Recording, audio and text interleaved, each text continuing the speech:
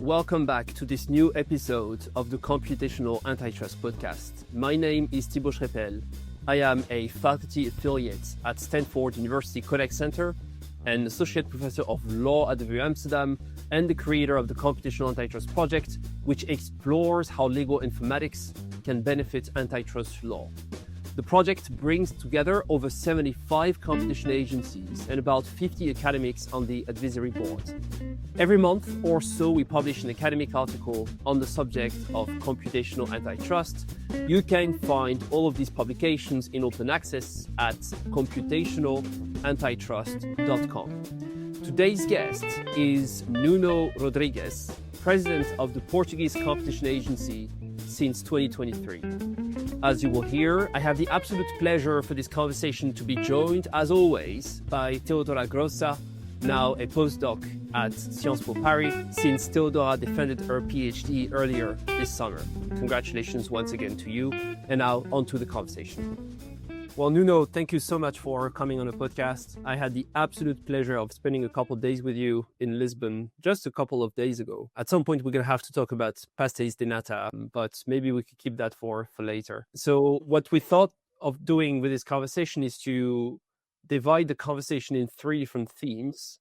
First, we want to talk about what your agency is doing, and I will play a bit naive and ask questions, although, again, a couple of days ago, we discussed a lot of those subjects, so I know you have good things to tell us. Then, after that, we'll talk about the institutional constraints, so looking at the legal framework, if changes are required, maybe they are not, and then probably that will be the fun part of it. We'll look at the future and discuss your vision for the field, for the agency, and for the future of the planet, because why not? Okay, on that, I will give the floor to you, Teodora, for the first couple of questions, and then I'll jump into the conversation back again. Sure. So to get our feet wet before we move on to more exciting topics like sweets and maybe the seaside in Portugal, why don't you tell us a bit about what your agency has been doing already in terms of promoting computational antitrust? Yeah, sure. The moment I stepped in at the authority 2.5 years ago, the digital team was kind of a short one, so we tried to expand it, hiring new staff, people, data scientists, people with PhD, with master in law degree in economics. So to expand our team and to develop some new technology in this field. So we were able to create 3 new platforms in terms of IT, which I think will help the activity of the authority. So I can explain both of those IT the technology that we develop here in the authority. There is the Detect IT platform, which is used for gun jumping cases. So it goes and gathers all the news that comes in the newspapers and the TV during the day, and then it tries to detect the possible gun jumping situations. Of course, at the end, it gets some false positives. So you always need a human eye in order to distinguish the false positive from the gun jumping real cases that happen. So this is the first platform that we were able to create last year. The second one, we label it like the Screen IT, and it's the traditional approach to a bid reading case in public procurement. It goes to the screening of the public procurement database. It serves to identify collusive behavior between companies in public contract. So it goes and tries to detect some patterns, and after the patterns are identified, we are able then to start to do some investigation in those cases. So this is also based on AI and the screening technology that we use it to try to gather some information. And then the third one is the Scrap IT. The Scrap IT is used to collect online data to monitor the prices that are charged by online sellers and to identify signs of price fixings. So this is also a new technology that we created inside the authority, but also with the help of an outside company. And so through the use of these 3 different platforms, we try to enhance the work of the authority in order to help us to open new cases and trying to help to find new paths of investigation within the authority. So the development of these IT forensic tools is, I think, a success of the authority, because they were created by multidisciplinary teams that gathers data scientists, engineers, technology experts, but also lawyers and economists. So it was great to see a team working between them to create this technology. So in terms of computational antitrust, this is the things that we are doing and we were doing during the last 1.5 years, mainly.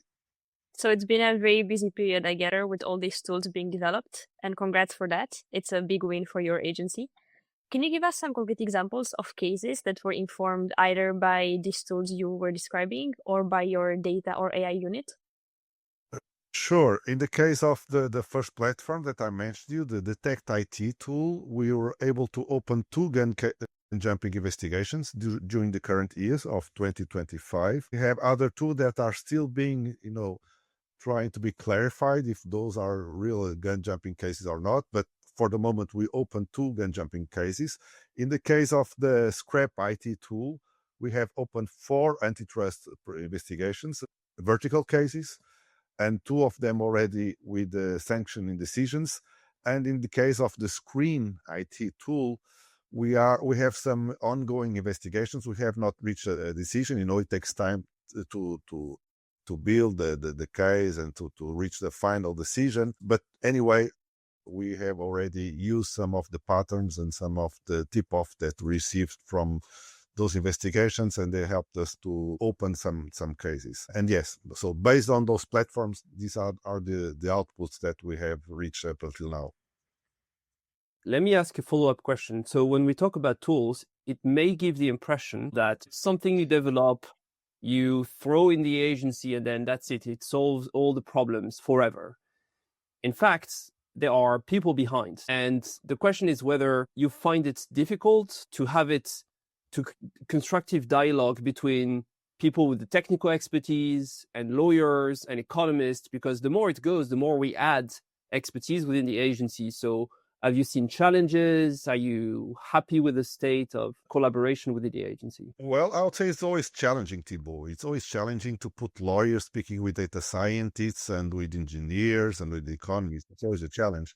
So what we try to do here at the authority is to create a task force that joins all these people. They meet once a week, sometimes online, just for a meeting of 1 hour, and they discuss between them. Sometimes I participate, sometimes I don't have the time to participate in those meetings, but it's a way to create, I would call it a routine once a week, and to talk the different language that they talk between them. Of course, data scientists, they don't know about law. The lawyers, many times, they don't know about data scientists, and we have to understand that we cannot know everything.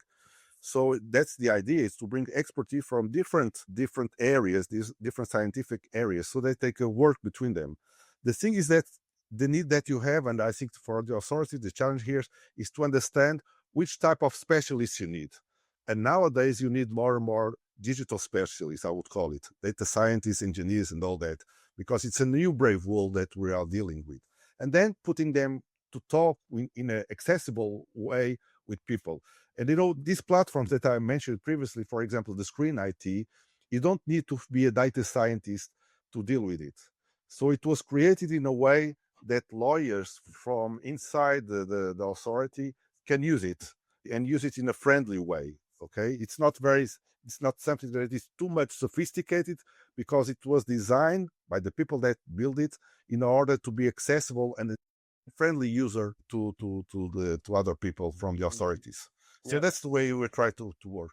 Yeah, that sounds really promising. You want it, of course, that they are good in what they do, but also so that the lawyers can understand and use the tools they have developed. Do you find that it's easier maybe for economists and computer scientists to talk to each other than it might be for lawyers, or did you not see? No, I really, it depends on the will, on the curiosity that people have. I found sometimes that lawyers, they want so much to learn and to learn this new technology and try to find how it adapts and how it fits in the traditional antitrust law approach. And I find the same way with economists. So it really depends on your personal will to understand the technology. I don't think that lawyers are more capable or economists are more capable to understand the language. Of course, when it comes to modeling with all these things, sometimes you need to know math. You need to have a mass behind you. And you know that many times lawyers, we don't have such a knowledge of mass like the economists have. So maybe they are more. But I won't say there is some kind of a bias from the beginning against lawyers or against economists in order to talk with data scientists and engineers. But I agree with you. And even in my case, sometimes my head also explodes. It can get very difficult and challenging. Okay, let's move on to the second theme of the discussion, in which we talk about the institution and the constraints put on the institutional judicial system on the agency. And again, I'm sure we're going to come back to that relationship between lawyers, computer scientists, because you can't simply have computer scientists develop something without taking into consideration that you have a legal framework within which you need to operate. So as of today, and we are recording, to be clear, in December 2025, do you need new legal powers for you to actually use computational antitrust? Or do you find that the current Portuguese legal framework is actually flexible enough for you to operate? I would love to say that the current framework is flexible enough, but the truth is that here we are learning by doing. We have to go step by step. For example, in Portugal, there is a huge problem with down rates and seizing emails. There's a discussion that it's ongoing. There is a case that is pending in Luxembourg, a famous case, I would call it the Imagens Médicas, that is taking almost 3 years in Luxembourg. 3 years, usually a preliminary ruling in Luxembourg takes 1.5 years. In this case, it's taking 3 years. And that is discussions about seizing emails, privacy rights, and let's see the impact that case will have in the future of the activity of the authority. And that has to do also with computational antitrust, because you're dealing with data nowadays, and it's not clear yet the impact that privacy and data rights, the GDPR, of course, we know the AI Act, but the impact that it might have in the activity of an authority. So again, we are learning by doing. We go step by step. I think for the moment, our framework, the Portuguese legal framework, which at the end, it's the European legal framework. When you're dealing with the GDPR, with the DMA, with the AI Act, but also with all this, the classical, I would say, antitrust law, when it has to do with downrates and all that's European law. I think it's still flexible, but again, we are seeing step by step if it is sufficient or not sufficient. Let's see what the future will bring us. Yeah. Okay. So can you indeed tell more about the downgrades? Because I think it's extremely interesting in the context of computational antitrust to indeed keep in mind that the legal framework will evolve and may actually have consequences on past decisions. It's not just that it will affect the future of the agency. So what can you tell about that? Well, the case in Portugal that happened a few years ago is that because according to the Portuguese law, the order, the warrant to seize emails could be issued by the public prosecutor and not by the criminal judge. But then at some point, the Portuguese Constitutional Court decided that that was unconstitutional. So it should not be the public prosecutor to issue the warrant, but the criminal judge. So we have all these cases from the past, from the authority, that were based on emails that were seized following an order issued by the public prosecutor, and that was considered to be unconstitutional. And that is nowadays being challenged in the courts, and let's see what the decision that will be bring by the European Court of Justice will be. But then when the case was at the European Court of Justice, the case was sent to the European Court of Justice in April 2023, and it was distributed to 5 judges, to a section of 5 judges. And in Luxembourg, usually the simple case go to 3 judges, then the more complex one to 5 judges, and then the big cases go to the, so to say in French, Grande Chambre, the great chamber of 15 judges. And this case, in the middle of the case, turned out to be a case of 15 judges because there were problems related with privacy. So it's no longer an antitrust case, but a case of privacy.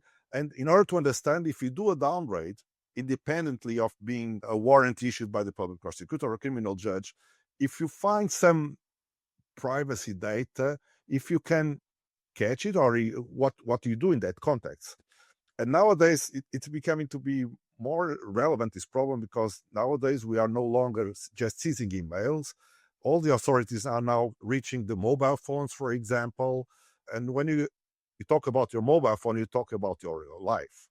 So I think that will be a topic to discuss, the impact of seizing the mobile phones and all the information there, and the relations of that with privacy rights in the future. And for that, this decision will be quite important one. Let's see the results that the Court of Luxembourg will bring at the beginning of next year. So maybe we'll have to do a new episode after the decision comes in to see what are your thoughts about that, right? Right, absolutely. No, people are saying that this case is no longer a case of antitrust law. Now it's a case of EU constitutional law and privacy. And I think it can have an impact in the future in the way that we deal with computational antitrust also. Because at the end, as you know, and Thibault, of course, you're an expert here, and you are, computational antitrust is, of course, about technology, but it's also about data and access to data. And not only privacy, but when you speak about data, public data, and all that. Yeah, and I mean, and we've seen in the report put out by the Commission on 2003, I think it was about a year ago, that most agencies in the EU complain about not having access to the data they would need in order to go after companies and investigate companies. And in a time where you see a decline in reactive methods such as leniency application, maybe because of the directive from 2014, we are getting in a complicated situation, and I hope we can find a way out indeed. Yeah, let me just add that, Thibault, because I think AI is a good technology that can also be used by the authorities in this context. So we might be using AI in the future in the terms of downgrade, namely to filter information, to have new methods of trying to find the patterns or the tip-off that we need. And for that, of course, the legal framework of how can we use those data will be an important one. And let's see what the future will bring us here. Yeah, very important, because I think it's going to do a very good job at keeping the data that should be and is not too sensible in terms of data protection, and giving you the data that is relevant in the case of antitrust. But it will make some mistake. And so at some point, you're going to have guidelines in which you say, okay, that's the model I have deployed. It's not 100% perfect, but do you agree, the courts, that I can actually use that? Right? Despite the fact that you may see mistakes here and there. Absolutely. So absolutely. We always come back from technique to the law and vice versa. But back to you, Theodora. So let's break the vicious circle or virtuous circle, technique, law, and so on, and talk more about what you think the future will look like. And this is really the part that's the most exciting for us, because we get to hear about your perspective.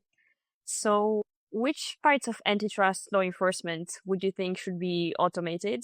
And which one you think should never be delegated to technical tools ever? Well, the word never delegate is kind of a hard word. I don't believe it never, sometimes there's a famous film by James Bond, Never Say Never Again, there's a movie.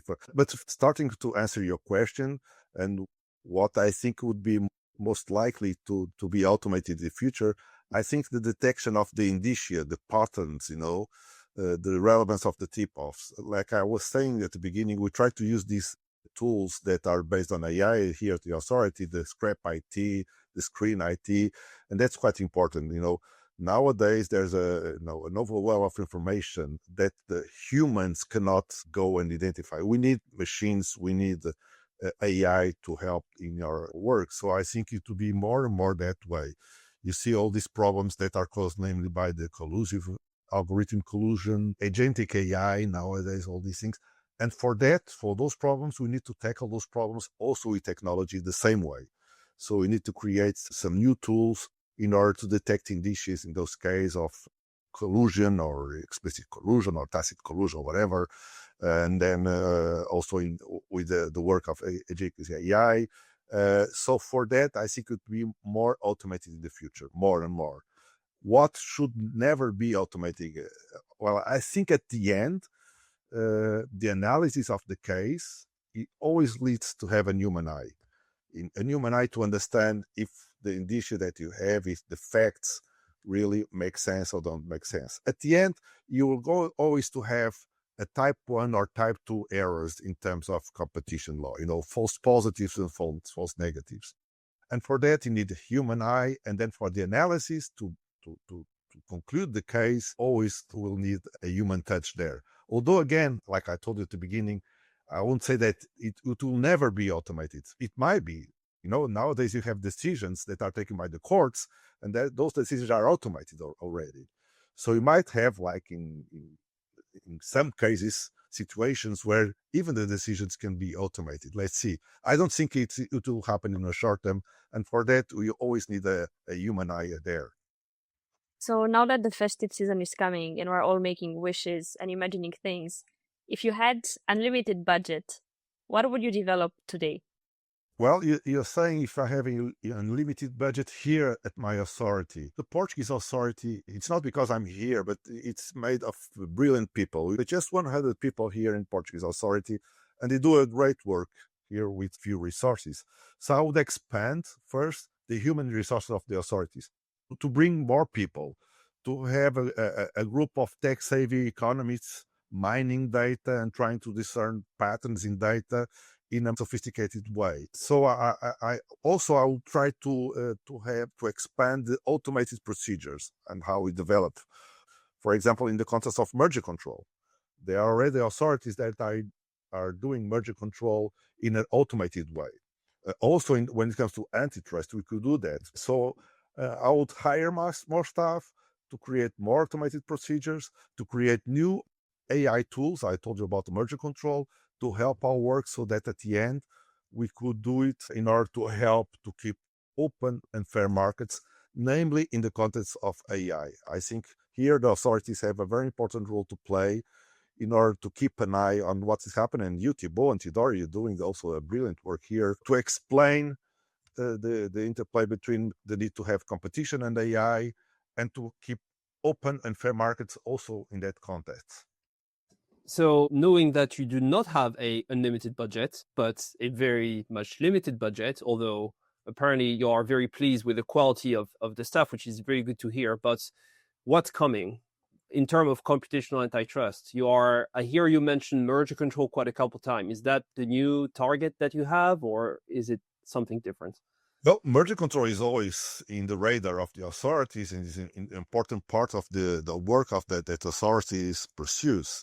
So when it comes to merger control, the first thing, and when we talk about AI and we talk about computational antitrust, is to understand if we have the notification criteria that are suitable to catch all the mergers that happens in the context. The story, about the killer acquisitions. We might not call them killer, we can call it the other way, but the problem here is to keep them under the radar of the authorities.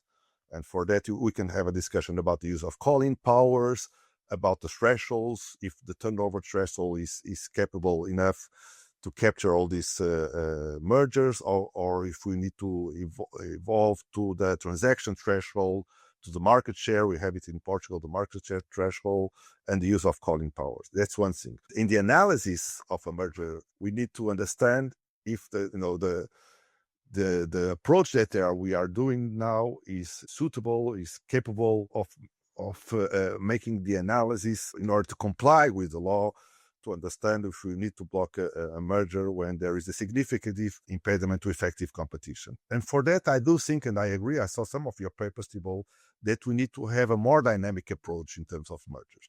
Not an analysis that is very sometimes based on a static analysis based on market shares in this context, but a more dynamic that looks beyond the present, that looks in the medium and long term, looks at the technology, the markets that we are analyzing in a more dynamic way, so that we can have a better understanding of the merger and take a better decision. And for that, we could use AI in order to model the markets, to see the evolution of the markets in a model for the future. And we are trying to do that here in Portugal. It's not that we have so many mergers in terms of the digital economy, but even in traditional economy, that the approach that we have is, I would say, a more dynamic one, with a series of harm that, in the past, they were not so used by the authorities. For example, potential competition, the concept of potential competition is nowadays at the table when we look at a merger. Talking about mergers, that was what I was thinking about. What's indeed very interesting is that when you talk about making the analysis more dynamic, quickly enough, you'll then discuss which tools would enable you to do that. There is a great paper by the economist W. Brian Arthur on that, like how the tools that you use in science will actually enable and unlock a new way of seeing the world. So, okay, so let's see what's coming our way, coming out of Portugal. Now, the question I have is whether those developments, again, within the constraints that you have, the institutional one, the budget, are being helped by other competition agencies. Are you in touch with other competition agencies when it comes to everything we've been discussing, or are you pretty much now operating on your own and with the ambition one day to open to others? It's an interesting question. I do think that nowadays international cooperation is much more important than it was 25 years ago. It has expanded. So you have nowadays different networks that help you to change information and to cooperate more and more. You have the ICN, the International Competition Network, which actually I'm vice chair of the ICN, the ECN, the European Competition Network. And in the context of the ICN, this year's meeting, it actually in May this year, that happened in Edinburgh, in Scotland, for the first time, there was a pre-event for one day, which was called the Technological Forum, where tech people from the different authorities joined and shared their experiences. So for example, the platforms that we created here in Portugal, they were created from inside the Portuguese authority, but then we were happy to share our experiences with other authorities worldwide. And we learned also from them. So it's good to have this type of cooperation among the antitrust community in order to help us also to foster and to enhance the work that we're being doing. And I do note that this forum, the tech forum that I was telling you about, that gathers data scientists and engineers from all the authorities, will be created in a permanent way. So it will be a permanent forum within the ICN, but also in the context of the ECN, the European Competition Network.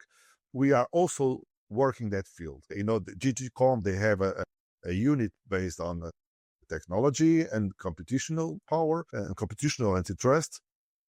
And in 2024, we had a meeting in Lisbon in the context of the ECN about this. So we are learning from each other. And by doing that, we are helping our authorities to expand our work here. Yeah. And what about cooperation with other agencies within Portugal? I'm thinking data protection, financial authority, public procurement.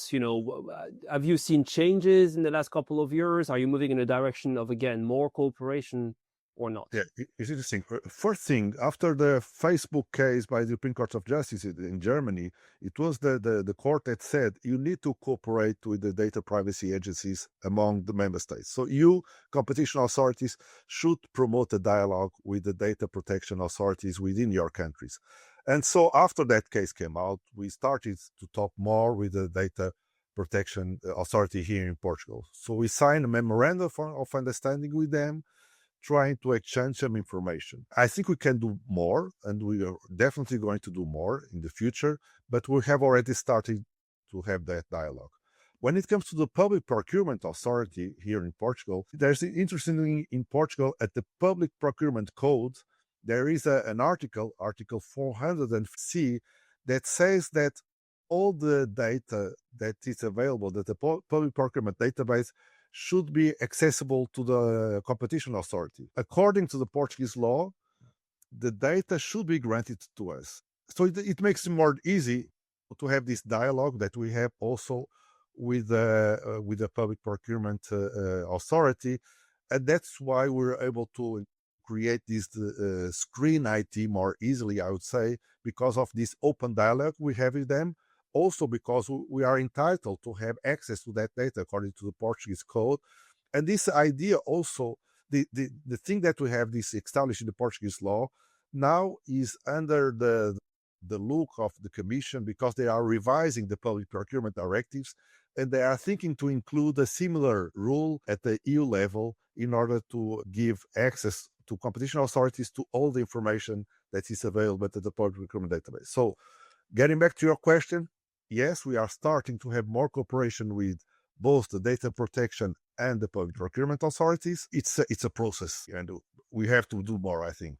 Yeah. And to everyone out there, I did not send you that question in advance. So the fact that you know the exact provision in the code speaks volume as to the level of expertise that you have. All right, let's finish on the lighter touch, talking about your profile and how you envision your role within the agency and the antitrust world. Do you think that your teaching experience has some sort of influence on your leadership at the agency? And I'm asking because, of course, it's very rare that you have a professor of competition law that becomes the head of an agency. Is there a connection between the two, or would you say those are two separate words and No, they remain distinct? absolutely not. I think they are not separate works. And before me, there are other heads of agency there were at the same time professor. I think for me, it's a wonderful experience. I have to be honest, because coming from a more theoretical approach, sometimes I'm able to understand that things really don't work as you would expect them to work, but other things makes more sense to you than from an academic perspective they made. So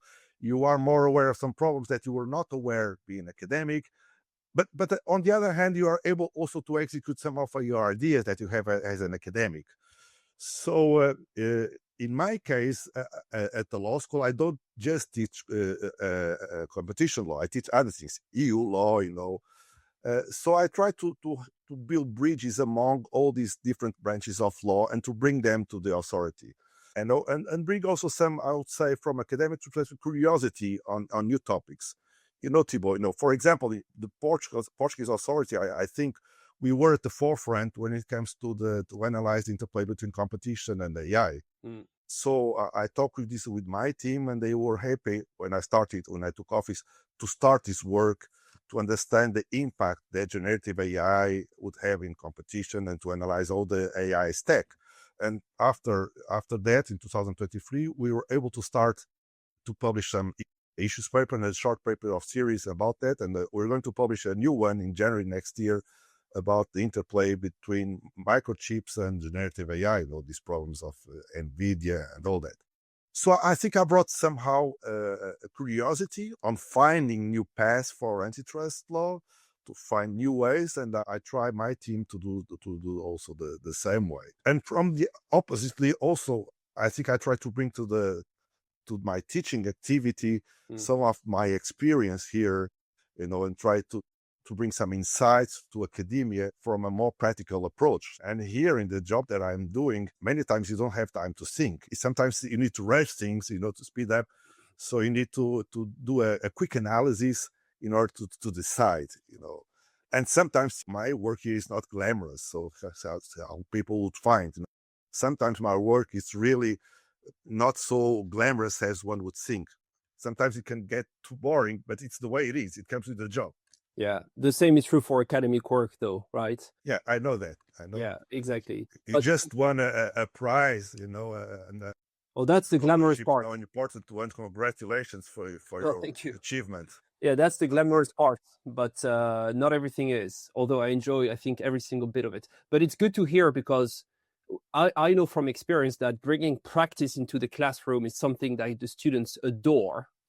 However, I was doubting as to whether, bringing academic expertise into an agency, I mean, it's not that I was doubting, but I really had no clue as to how this would be welcomed. And apparently, the fact that the team indeed has been putting out those great white papers and studies on Gen AI within the agency shows the willingness to also engage with academic discussions. So very good to hear. What is your antitrust Christmas wish?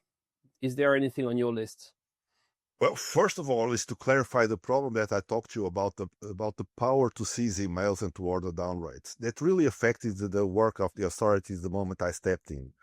Until I took office, down rates were made after a warrant issued by the public prosecutor. Now they are made by a criminal judge. So we have all these cases coming from the past that we still don't know how they will evolve in the future. And it would be important to have a clarification by the Court of Justice. And I hope that clarification goes in favor of the decisions that were taken by the authority in the past.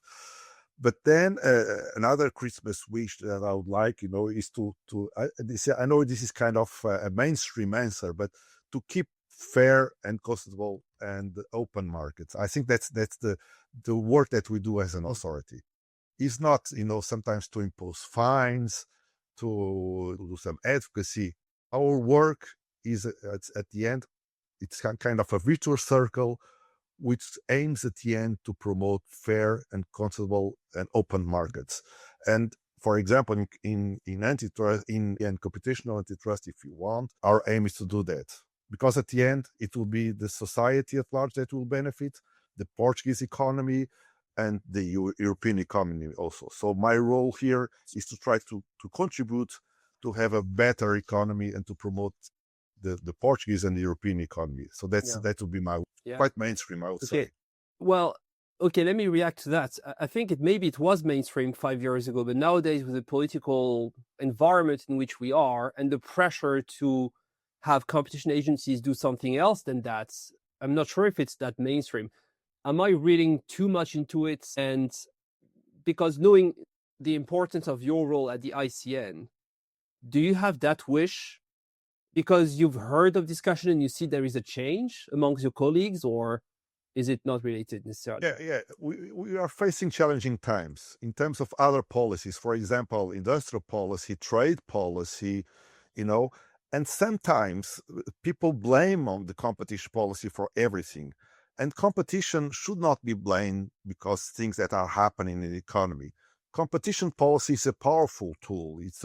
It's a way to help a more developed economy, a more competitive economy.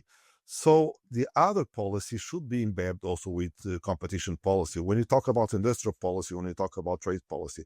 And here our role as agencies, we need to be vocal and to explain that competition can help to enhance, to foster the economy and should be embedded in the other policies. So my role as vice chair at the IC and also part of my mandate will be to foster this cross-policy debate with other policies, explaining the benefits of competition policy that sometimes is, should not be blamed because of the problems, because sometimes it's the easiest way to do that.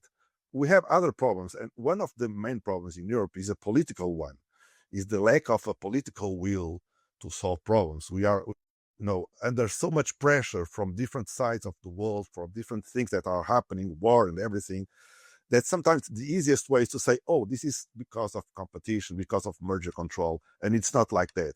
So we need to be vocal and explain that competition policy should be embedded in other policies and to keep the right track for the debate that is happening now. Yeah, and maybe again, that's the academic in you mixed with the head of the agency speaking, asking for nuanced and not for the extreme and the very easy answer to all of our problem, which would be, solve it with merger control.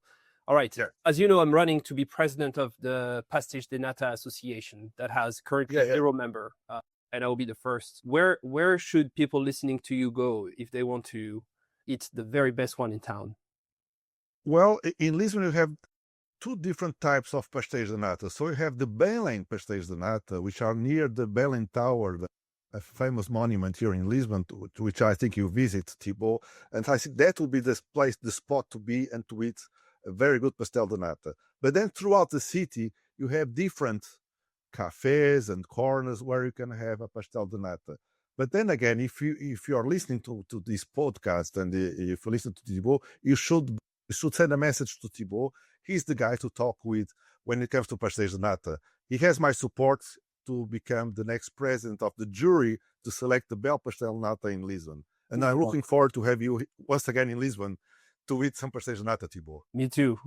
And then maybe you could join the association and then we could create an intertrade association and talk antitrust. Yeah. All right. Well, thank you so much. Again, I had a really good time, wonderful time in Lisbon a couple of days ago. Also, it's funny because you interviewed me for the podcast of the agency just a couple of days ago. So it was good to switch role here. And whenever it's published, I'll put the link under the show notes of this very one. So you could see how we mirrored each other questions. So thank you so much. I hope to see you soon. And to everyone out there, take care of yourself. And if you can, someone else too. Bye-bye. Yeah, Thibaut. And if not before, I'm counting with you in Lisbon in March 2027. You know for what, right? I know. Of course, the half marathon. We're going to run it and we'll put a picture on. I'll go with you. You're running it. I'll bring the pastéis de nata. Perfect. Yeah. That will be, instead of eating the gels, some pastéis de nata. Gonna work just fine. All right. Bye, everyone. All right, Thibaut, see you. All right. For those of you who are still listening to us, well, first of all, thank you very much for making it to the end of this episode. I hope you had a good time and learned a lot from Nuno and what the Portuguese Competition Agency is doing. Now, the reason why I wanted to take a couple minutes at the end of the episode, which is something I've never done, is to express my gratitude for Teodora's work over the last couple of years. Now, if you are listening to that, I'm going to share some information that is not yet public, information that will be announced on LinkedIn and social media in the coming weeks. Teodora is about to embark on new adventure focusing on AI governance. And for that reason, Teodora has decided to step down as the editor-in-chief, which means that she won't appear on the podcast, at least not anytime soon. Who knows? She may one day become the head of an agency. I wouldn't be too surprised, and reappear as a guest. Now, Teodora, and we are very lucky and grateful for that, will stay very active in the project. She will move from being the editor-in-chief to one of our many talented editors. In the coming days, I will have the absolute pleasure to announce who is stepping in as our editor-in-chief. But for now, I really want to take a couple seconds to acknowledge what Teodora has done to the Computational Antitrust initiative globally, even outside of the project. Teodora approached me a couple years ago when she was a master's student at Sciences Po. I think she had to write a paper or a report for a class about initiatives in antitrust law or something like that. She sent me a couple questions. I answered the question, and eventually, as she reminded me just a couple of weeks ago, she proposed joining the project. Quickly enough, Teodora shown how brilliant and academic she will be. She started her PhD at Sciences Po, and after a couple of months, became our editor-in-chief. It has been a couple of years, about 3 years, that she has been playing that role for the project. And all I can say is that from the get-go, it was very clear that she will become an absolute rock star in the field of competition law, or as a matter of fact, in any of the fields that she might decide to explore. Now, Teodora defended her PhD a couple of weeks ago, and very logically, the world is quickly realizing how good, how important her work is and will be in the future. For that reason, I feel extremely privileged that I had a chance to work with you over the last couple of years. I know there is a lot of amazing things coming your way, and I also know that we have a couple papers that we will co-author down the road. So on behalf of the entire planet and on behalf of myself, Teodora, thank you very much for everything you've been doing. Take care and see you very soon.